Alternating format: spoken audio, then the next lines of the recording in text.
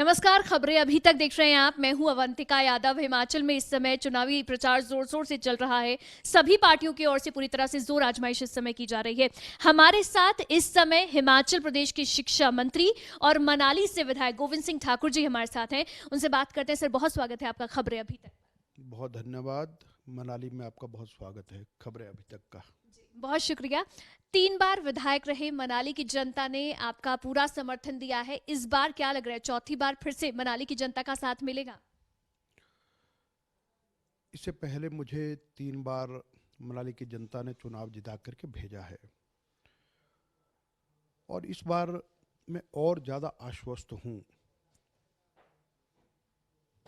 पूरे विधानसभा क्षेत्र में एक पॉजिटिविटी का वातावरण है और मुझे विश्वास है कि इस बार मैं पहले जो 3 चुनाव मेरे हुए हैं उनसे बहुत ज़्यादा मतों से मनाली विधानसभा क्षेत्र भारतीय जनता पार्टी चुनाव जीतेगी। अच्छा, ये जो आपका विश्वास है, ये विश्वास होगा कि आपने काम इतना किया है मनाली के लिए, मनाली की जनता के लिए या मनाली के विकास के लिए आपने क्या खास काम किया है? 5 साल में क्या विशेष प्रोजेक्ट आप लेकर आए? देखिए, मनाली विधानसभा क्षेत्र में स्वास्थ्य की दृष्टि से हमने बहुत अच्छा काम किया है। स्वास्थ्य की दृष्टि से हमने मनाली और कुल्लू लगभग ये 40 किलोमीटर है। इस 40 किलोमीटर में पहले तो हमने मनाली का जो हमारा हॉस्पिटल है उसको हमने 100 बेडेड कर दिया है और मनाली में ज़मीन की कमी रहती है और फिर हमने उसको बहुत विस्तार देने के लिए नए भवन का निर्माण 4 करोड़ रुपए खर्च करके प्रारंभ कर दिया है और अब साथ लगती 7 बीघा ज़मीन का जो ट्रांसफ़र हेल्थ डिपार्टमेंट के नाम कर दिए और 60 करोड़ रुपए की लागत से उसका भी फाउंडेशन किया गया है।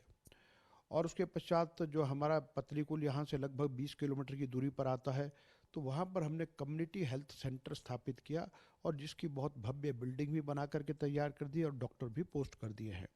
और उसी से लगभग 10 किलोमीटर आगे हमारा रायसन है।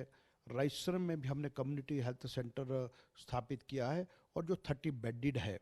और उसके बिल्कुल थोड़ा सा आगे जाएंगे तो वहीं से ही 8-9 किलोमीटर की दूरी पर बबेली नामक स्थान पर भी हमने पीएचसी खोला है।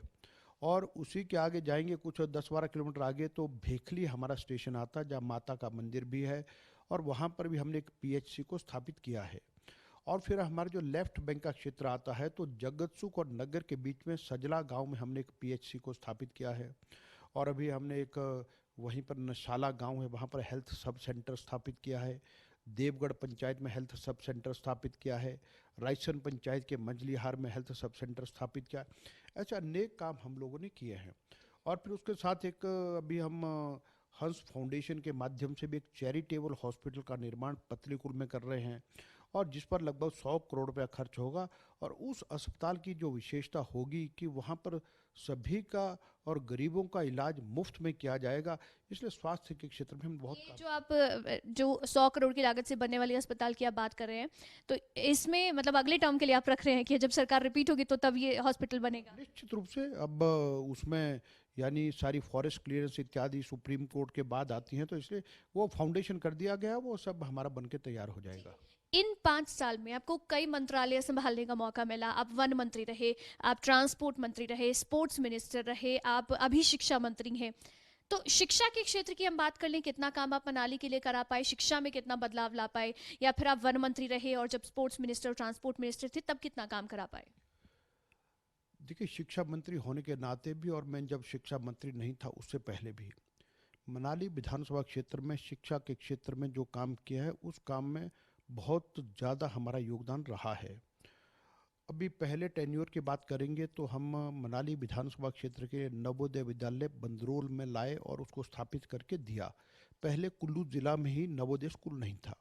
उसके बाद हमने पॉलिटेक्निक कॉलेज लाया जो सेववाग काइस में स्थापित किया है। पहले कुल्लू ज़िला में पॉलिटेक्निक कॉलेज नहीं था। और फिर हमने टेक्निकल एजुकेशन के लिए आईटीआई कटराई में स्थापित करके दिया।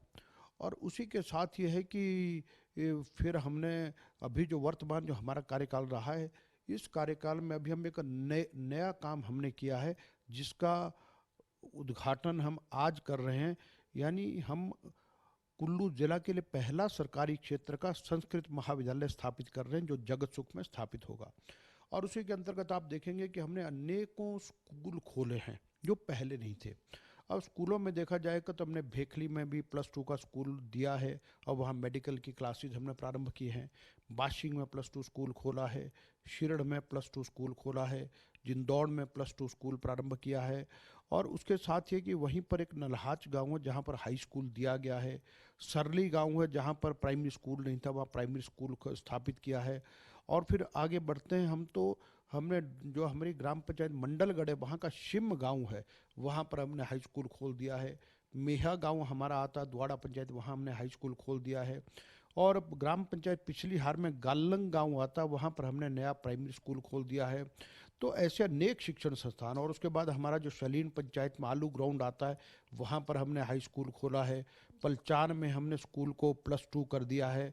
और अब हमने जो बहांग का विद्यालय है और जगतसुख का विद्यालय है, इनमें हमने कॉमर्स की क्लासेस प्रारंभ कर दी हैं। और उसके बाद हल्लान फर्स्ट में हमने सीनियर सेकेंडरी स्कूल खोला है। जाना गांव में हमने सीनियर सेकेंडरी स्कूल स्थापित किया है। कोटागे में हमने हाई स्कूल दिया है। गाहर गांव में हमने एक और नया प्राइमरी स्कूल खोला है। और इसमें बात करते हुए अभी अनेक और छूट गए, लेकिन अनेकों। और शिक्षा के क्षेत्र में जहाँ तक हम पहुँच सकते हैं वहाँ तक पहुँचे। हमारे विधानसभा क्षेत्र में कोई ऐसा गांव नहीं रहा जिसकी जो 25-30 परिवार में, तो वहाँ पर भी हमने स्कूल को खोला ताकि बच्चों को शिक्षा घर के पास प्राप्त हो सके। ठीक है। कहीं ना कहीं इस समय देखिए प्रदेश में बागवानों में की एक नाराजगी है जो सरकार से देखी जा रही है, मनाली में भी, क्योंकि बागवान काफी हैं। वजह यह है कि जो कार्टन्स हैं उसके ऊपर जीएसटी लगा दी गई। क्या लग रहा है कि वो एक बड़ी चुनौती रहेगी उन्हें मनाने की? तो किसानों बागबानों के लिए हिमाचल के मुख्यमंत्री जयराम ठाकुर जी ने बहुत महत्वपूर्ण काम किया है। जो कार्टन पर जो अब बात आपने की, जो जीएसटी 6% बढ़ा था, हिमाचल प्रदेश में वो 6% किसान बागबान को देना नहीं पड़ा है और सरकार ने वो भार अपने ऊपर लिया है। और जब वो अपना बिल लेके आते हैं तो वो 6% जो है सरकार ने उसका चुकता किया, जो किसान बागबानों पर बोझ लगने नहीं दिया गया। और उसके साथ ये कि मनाली विधानसभा क्षेत्र में तो किसान बागबान के लिए हमने बंदरोल की सब्जी मंडी, अब स्थानीय सब्जी मंडियों में काम होता है, लगभग 12 करोड़ रुपया खर्च करके तैयार करके दे दी है। और हमने आलू ग्राउंड की सब्जी मंडी पर लगभग 10 करोड़ रुपया खर्च करके तैयार करके किसान बागबानों को समर्पित की है। और पतलीकुल की जो सब्जी मंडी हमारी है, 8 करोड़ की लागत से उसका फाउंडेशन क्या वो भी बन करके तैयार होगी। और इससे किसान बागबानों को किसी प्रकार की शिकायत यहाँ पर नहीं है, क्योंकि जब भी उनको कोई दिक्कत आई है उनकी समस्या का समाधान हमने तुरंत किया है। अच्छा, इस बार शिक्षा एक बड़ा मुद्दा हिमाचल प्रदेश में जो उठाया जा रहा है, विपक्षी पार्टियों की ओर से उठाया जा रहा है। क्या ये एक बड़ा मुद्दा आपको लगता है, या आपको लगता है कि आपने पूरी तरह से बढ़िया काम किया हिमाचल? हिमाचल प्रदेश देश में साक्षरता की दृष्टि से सबसे बेहतर है। दिल्ली वाले कहते हैं हम तो दिल्ली की शिक्षा वाली प्रणाली यहाँ पर लेके आएंगे, आम आदमी पार्टी जो कह रही है। देखिए, दिल्ली की बात जो मैं कहूँगा, दिल्ली की सरकार, दिल्ली इतना बड़ा देश की राजधानी और जहाँ पर लगभग 3.5 करोड़ की पॉपुलेशन है, तो दिल्ली की सरकार केवल मात्र लगभग 1000 स्कूल ही चलाती है। हिमाचल प्रदेश पहाड़ी प्रदेश, इतना कठिन प्रदेश, और जिसकी आबादी केवल मात्र 70 लाख रुपया है, 70 लाख आबादी है। और हम 70 लाख आबादी में लगभग 17,000 शिक्षण संस्थान चलाते हैं। और ये दिल्ली वाले केवल मात्र वो प्रचार के लिए प्रचार करते हैं, वरना कुछ नहीं के। और उनके 1000 स्कूलों में से 800 स्कूलों में तो साइंस की क्लासेज नहीं लगती है। आप कहते हैं हमने बहुत काम किया है, लेकिन फिर भी उनकी ओर से वीडियो जारी की जाती हैं जहाँ पर मूलभूत सुविधाएं बच्चों के लिए नहीं है, या जहाँ पर स्कूल में बैठने के लिए बेंच भी नहीं है। देखिए, मुझे लगता है कहीं पर ऐसा जा करके देखना, ठीक है, वो तो आप कभी, अब दिल्ली में भी कहा जाता है केवल मात्र 2-4 स्कूल इस तरह के हैं जो उन्होंने अच्छे बनाए हैं, बाकी दिल्ली के स्कूलों की हालत ख़राब है। मैंने कहा वो 3.5 करोड़ की पॉपुलेशन वाले दिल्ली, देश की राजधानी, वहाँ केवल मात्र वो लगभग 1000 स्कूल ही चलाते हैं और हम लगभग 17,000 स्कूलों का संचालन करते हैं। तो हिमाचल प्रदेश उस दृष्टि से कितना बेहतर है। और हिमाचल प्रदेश में अगर आप शिक्षा के स्तर को देखेंगे, सबसे ज़्यादा देश में अगर सरकारी कर्मचारी सरकारी नौकरी और निजी क्षेत्र में काम करते हैं तो जनसंख्या के अनुपात में हिमाचल प्रदेश में सर्वाधिक है। देश की सेनाओं में सबसे ज़्यादा सैनिक अगर कहीं के हैं तो वो हिमाचल प्रदेश के हैं। और इसका मतलब क्या है कि हिमाचल प्रदेश की शिक्षा व्यवस्था सबसे बेहतर है। और इसलिए जो उनका कहना, वो केवल मतलब प्रचार के लिए प्रचार करते हैं। अभी गत दिनों मुझे एक दिल्ली के मिले, उन्होंने कहा कि हमारी बेटी ने मेरिट में टॉप आई, तो हमारी बेटी के नाम को उन्होंने पूरे दिल्ली में पोस्टर डाल दिए कि दिल्ली की सरकार का। लेकिन वो कहते हैं हमारी बेटी को तो कुछ मिला नहीं, लेकिन करोड़ों रुपया उन्होंने हमारी बेटी की फ़ोटो लगा करके पूरी दिल्ली में प्रचार किया। तो इस प्रकार का दिल्ली वाले करते हैं, तो लेकिन सारी दुनिया जानती है कि वो सब झूठ का पिटारा है, तो बाकी कुछ नहीं है। टूरिज्म एक बहुत बड़ा फैक्टर है हिमाचल में, यानी कि रीढ़ की हड्डी है हिमाचल प्रदेश की। खासकर मनाली की भी हम बात करें तो टूरिस्ट बहुत आते हैं। टूरिज्म लोगों का मेन रोजगार भी है। टूरिज्म बढ़ाने के लिए आपने क्या काम किया? देखिए, टूरिज्म बढ़ाने के लिए सबसे बड़ा प्रश्न तो कनेक्टिविटी का रहता है। हिमाचल प्रदेश में पहला अगर कोई 4 लेन का प्रोजेक्ट तैयार हुआ है तो कुल्लू से मनाली वाला प्रोजेक्ट बन करके हमने तैयार करके दिया है। और अब दूसरा हमारे पास विचाराधीन प्रोजेक्ट है जिसका कंसल्टेंसी का टेंडर हो चुका है। अब हम यहाँ की राइट बैंक की सड़क हमने बढ़िया बना करके दे दी है। अब लेफ्ट बैंक की सड़क को भी हम NHAI के को दिया गया है, और उसको भी हम यानी ठीक 2 लेन सड़क बनाएंगे, तो कनेक्टिविटी को हमने बहुत बेहतर किया है। और फिर हिमाचल प्रदेश में अगर कहीं पर देश में सबसे अधिक पर्यटक आता है तो मनाली आता है। तो मनाली में लगभग हमारे पास हज़ारों बेडेड की व्यवस्था है, और एक हमारे प्रॉपर जो पार्किंग की व्यवस्था है। लेकिन कुछ चीज़ों में यहाँ पर एक जो व्यावहारिक दिक्कत है, ये ब्यास नदी के किनारे और नदी नालों के इर्द गिर्द बसा है। यहाँ पर बहुत से बड़े प्रोजेक्ट्स, बहुत से बड़े कामों को करने के लिए ज़मीन की दिक्कत रहती है। हिमाचल प्रदेश देश का वो राज्य है जहाँ पर केवल मात्र 30% भूमि है जो सरकार की या निजी भूमि है।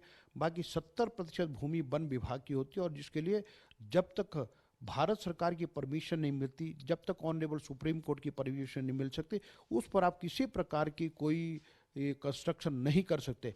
इसलिए उन मुद्दों के बावजूद हम बेहतर स्थिति में हैं। आप कह रहे हैं बेहतर स्थिति में इस समय आप हैं। एक OPS बड़ा मुद्दा इस बार उठ रहा है हिमाचल में।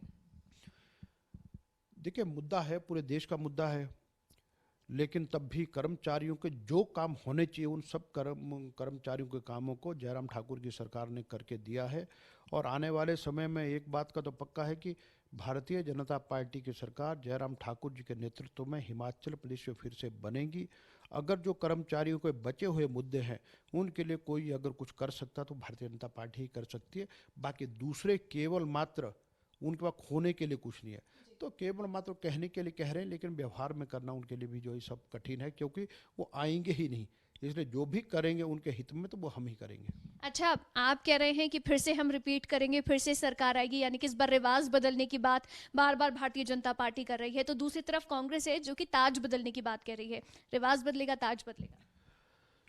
कांग्रेस तो पूरे देश से समाप्त हो रही है। अभी जो चुनाव हुए हैं आपने देखा कि सब जगह रिवाज बदला है। उत्तर प्रदेश में योगी जी फिर से लौटे हैं।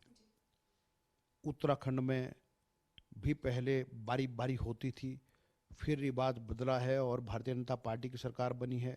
गोवा में आप तीसरी बार सरकार में आ रहे हैं, तो इसलिए सब जगह पर ये रिवाज बदल रहा है। अब तो एक बार भाजपा, बार बार भाजपा, वही रिवाज चलने वाला है। फुल मेजोरिटी आएगी? फुल मेजोरिटी 50+ आएंगे। चलिए, आप कह रहे हैं 50+ आएंगे। एक नंबर आपने अब जारी कर दिया है कि 50+ आने वाले 68 में से। तो बहुत शुभकामनाएं सर आपको, और जो उम्मीद आपको है कि फिर से सरकार रिपीट होगी हिमाचल प्रदेश में, वही हम भी उम्मीद करते हैं। बहुत बहुत शुभकामनाएं आपको, क्योंकि आगे अब चुनाव की बारी है। तो आपने सुना गोविंद सिंह ठाकुर जी को, जो कि इस समय शिक्षा मंत्री भी हैं और मनाली से विधायक भी हैं, जिन्होंने बताया कि किस तरह से मनाली का विकास हुआ है और जो बाकी मुद्दे हैं उनके बारे में भी उन्होंने बात की। आप देखते रहिए खबरें अभी तक। नमस्कार।